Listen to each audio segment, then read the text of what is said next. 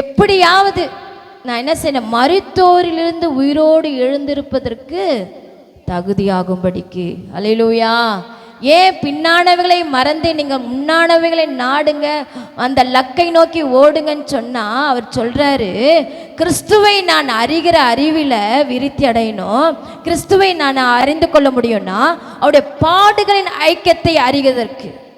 அவர் பட்ட பாடு, கல்வாரி சிலுவையில் அவர் செஞ்ச தியாகம், நமக்காக அவர் நொறுக்கப்பட்டது, நமக்காக அவர் குத்தப்பட்டது, நமக்காக நம்முடைய அக்கிரமங்களை அவர் சுமந்தது, இதெல்லாம் நம்ம அறிந்து கொள்ளணுமா.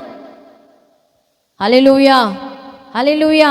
அப்ப பாருங்க, கிறிஸ்துவை அவர் என்ன சொல்றாரு, நான் அவரை அறிகிற அறிவிலை விரித்தடைவதற்கு எல்லாமே நஷ்டம்னு நான் கருதுகிறேன். எல்லாமே நஷ்டங்க, எதுவுமே எனக்கு லாபம் இல்லை, எல்லாமே குப்பை, எல்லாம் வேஸ்ட், எதுவுமே ஒன்றுத்துக்கும் பிரயோஜனம் இல்லைன்றாங்க.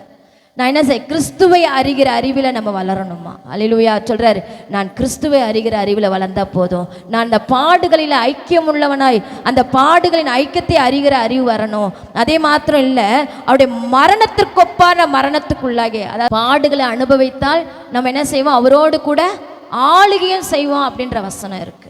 அல்லேலூயா.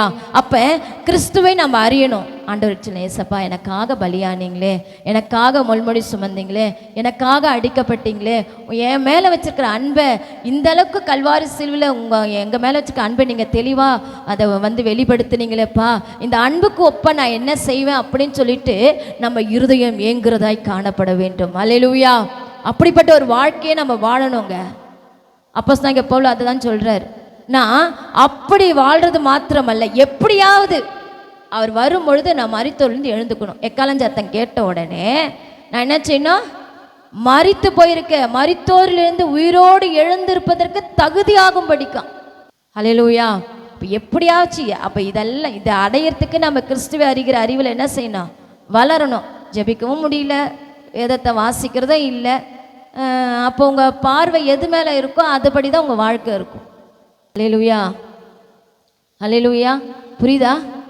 உங்கள் பார்வை எதில் இருக்கோ அதன்படி தான் உங்கள் லைஃப் என்ன செய்யும், இருக்கும். ஆமாவா இல்லையா? சொல்லுங்க. நீங்கள் எதை பார்க்குறீங்க? நீங்கள் தேவனை பார்க்குற விதமாய் பார்த்தா கர்த்தர் நம்மளை ஆசீர்வதிப்பார். அதை தான் நம்ம பின்னானவர்களை நாடுகிற அனுபவத்துக்குள்ளே நம்ம என்ன செய்யணும், வரணும். அந்த தகுதி உடவுளாய் நம்ம மாறணும். அப்போஸ்தலனாகிய பவுல் தான் இதெல்லாம் சொல்கிறார். நான் என்ன செய்கிறேன், எல்லாத்தையும் கிறிஸ்துவை அறிகிற அறிவின் மேன்மைக்காக எல்லாவற்றையும் நான் என்ன செய்கிறேன், நஷ்டம் என்று கருதுகிறேன். அப்படிப்பட்ட ஒரு லைஃப் நமக்கு வேணும்.